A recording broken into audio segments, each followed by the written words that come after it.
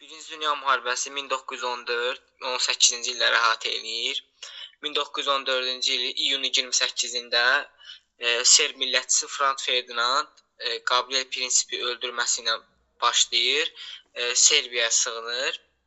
Rusiyada onu geri almaq istəyərkən icazə vermirlər və bundan sonra Dünya müharibəsi, terror aktı adında Dünya müharibəsi başlayır. 4 cəhbə üzərində müharibə gedirdi. Balkan cəhbəsi, Şərq cəhbəsi, Qərb, bir də ki, Kiçik Qafqazda başlayırdı. Əsasən müharibə Şlifen planı əsasında gedirdi. Şlifen planı 1905-ci ildə Almaniyada Şlifen tərəfindən yaradılmışdı. Rusiyanı məğlub eləmək əsasında. Sonra 14-cü il əməliyyatları başlayır. Marna döyüşü olur. Marna döyüşündə Şlifen planı boşa çıxır. Və bundan sonra 14-cü ildə Tannenburg döyüşü baş verir. Çox qabağa getdin. Biraz qabağa getdin sən. Üslər İttifaqı Antantadan biraz məlumat ver, sonra keçidə müharibəyə, birbaşa döyüşə daxil olmaq, çünki orada dövlətlərin məqsədləri var idi. Hə, dövlətlərin deməli əsasən iki blokada arasında gedirdi. Üslər İttifaqı, Antanta. Üslər İttifaqı deməli hansı dövlətlər? Osmanlı idi, Avstriya, Macarıstan, Almanya. Sonra 15-ci ildə İtaliya oradan çıxır, gedir. Sonra Dövlətlər İttifaqı, yəni nəsə onu deyəcəyik. Sonra Antanta, Fransa, İngiltərə, bir də ki Rusiya dövləti idi. Müharibənin məqsədləri, Almaniyanın məqsədi Rusiyanı zəiflətmək idi, əsas səbəbi. Fransa, İngiltərəyə qarşı rəqabətdə qazanmaq idi. Avstriya, Macarıstan Balkan yarımadasını tutmalı idi.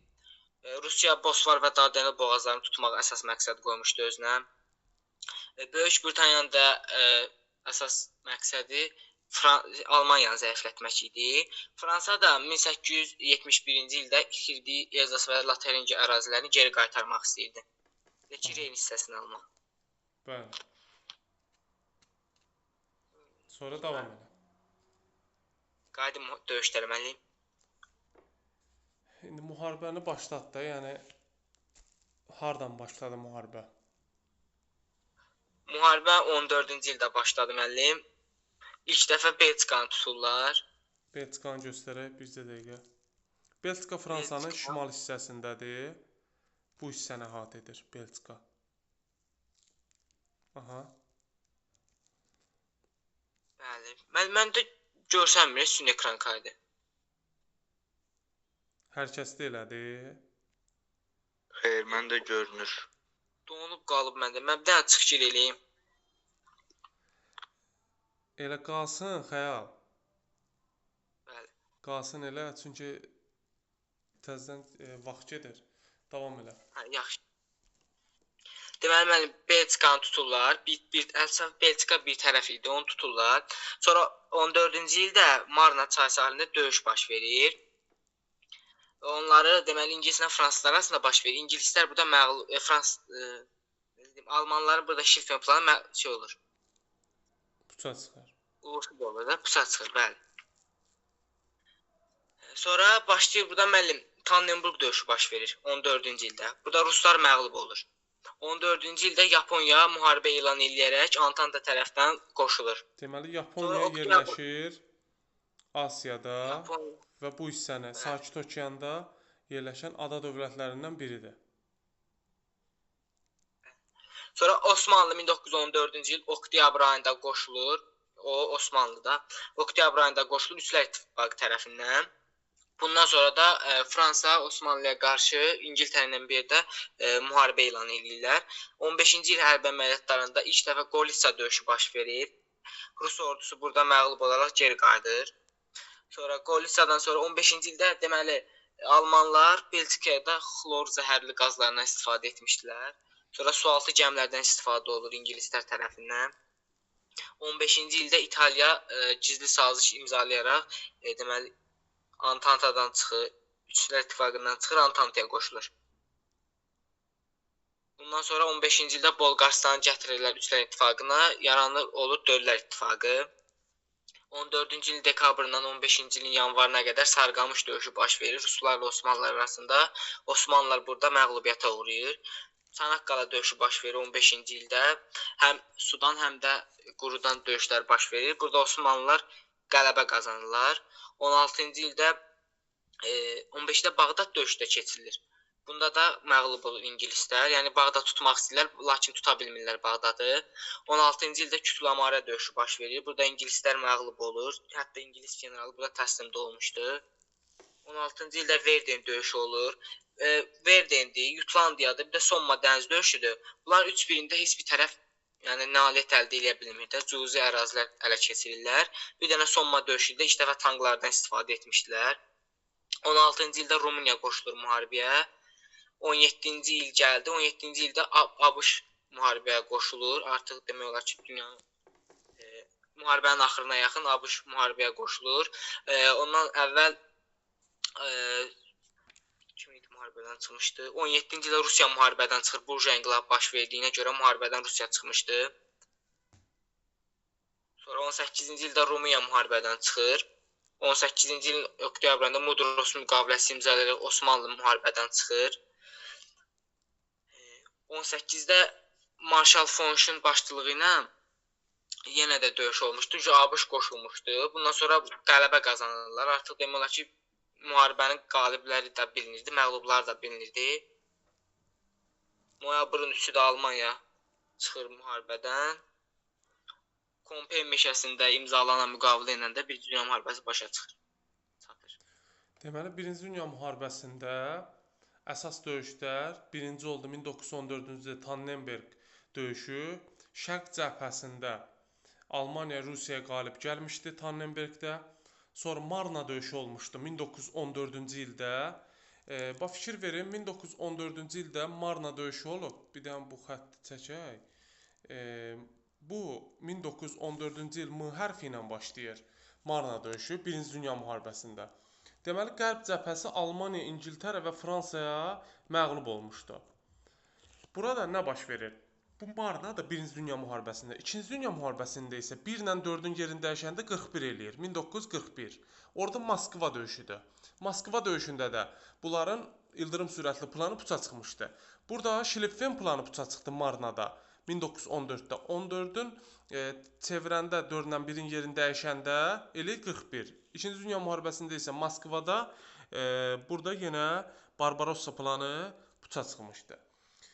Bundan başqa 1914-cü ildə Sarıqamış əməliyyatı baş verdi. Sarıqamış əməliyyatında Qafqaz cəbhəsi ilə, yəni müharibə Qafqaz cəbhəsində gedirdi. Osmanlı Rusiyaya məğlub olmuşdu. 1915-ci ildə London sazişi imzalanmışdı. Antante ilə İtaliya arasında gizli saziş imzalanmışdı.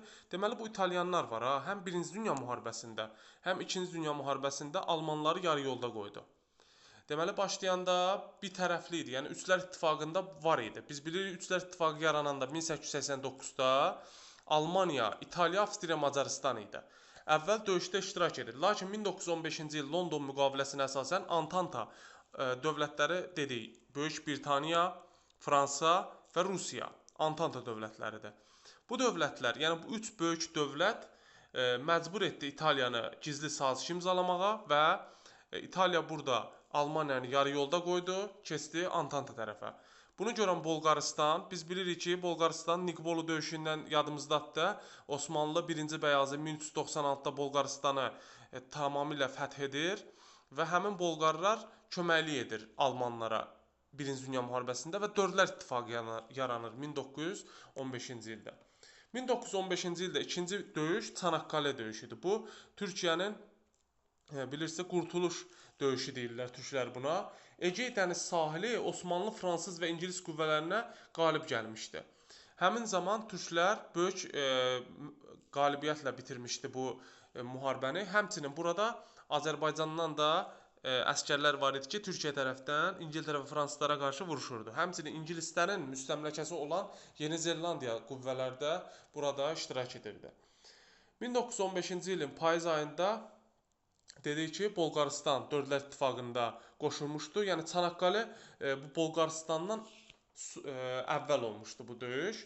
Sonra Verden döyüşü 1916-da oldu. Qərb cəbhəsi ilə Almanların hücumunun qarşısı alındı və 1916-da Kütül-Əmarə döyüşündə İraq Osmanlıları ingilislərə qalib gəldilər İraqda. Sonra Somma tanklar döyüşü deyirlər bu döyüşə. Deməli, burada 1916-cı il 1-ci Dünya müharibəsində Somma döyüşüdür. İkinci Dünya müharibəsində 1943-cü il Kursk döyüşü var. 43-cü ildə bu döyüşdə də tankların iştirakidir.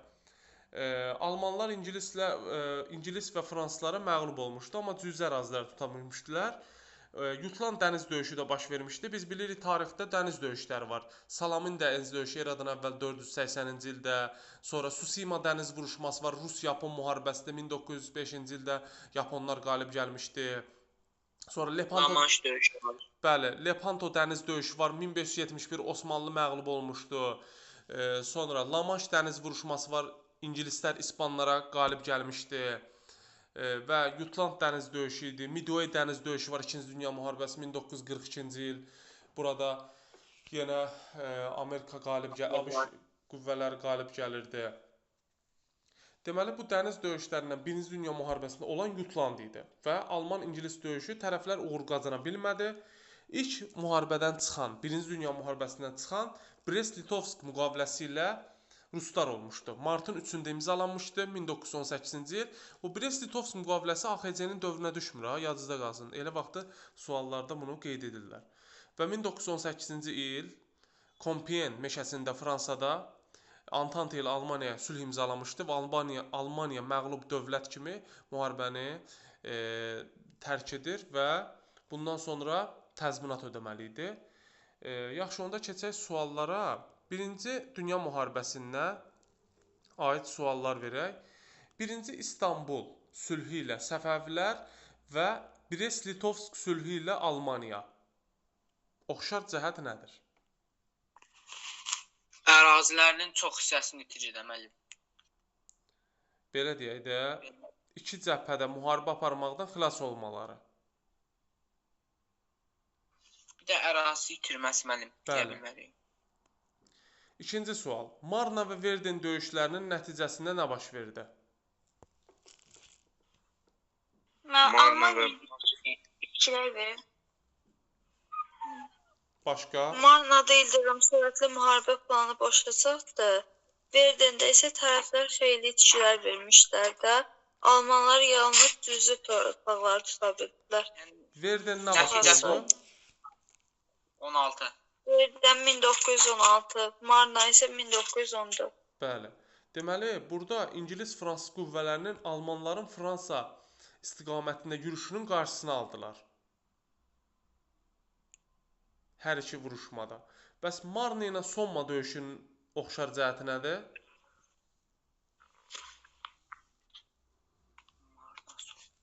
Hər ikisində tərəflər ciddi mövqeyə keçdilər. uğurlar əldə edə bilməmişlər də. Yəni Almanların mövqe müharibəsinə keçmələri. Borodino 1812-ci il və Tannenburg 1914-cü il döyüşlərinin oxşar cəhəti. Rusiya məğlub olur. Bəli. Rusiyanın məğlubiyyəti ilə başa çatmasıdır. Yaxşı, belə bir sual. 1911-13-cü il Çin, 1918-ci il Almaniya inqilabları nəticəsində nə baş verdi?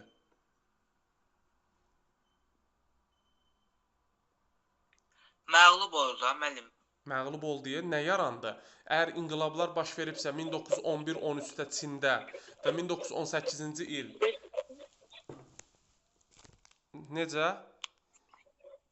Respublika yaranır. Bəli. Monarxiya devrilir, ölkədə respublika idarə sistemi yaradılır. Bəs 1917-ci il fevral inqilabı və 1918-ci il Almaniya inqilabının nəticəsində nə oldu? Yenə monarxiya devrildi və müharibənin gedişinə təsir göstərdilər. Bunlar test suallardır. Onun üçün deyirəm, yadınızda qalsın.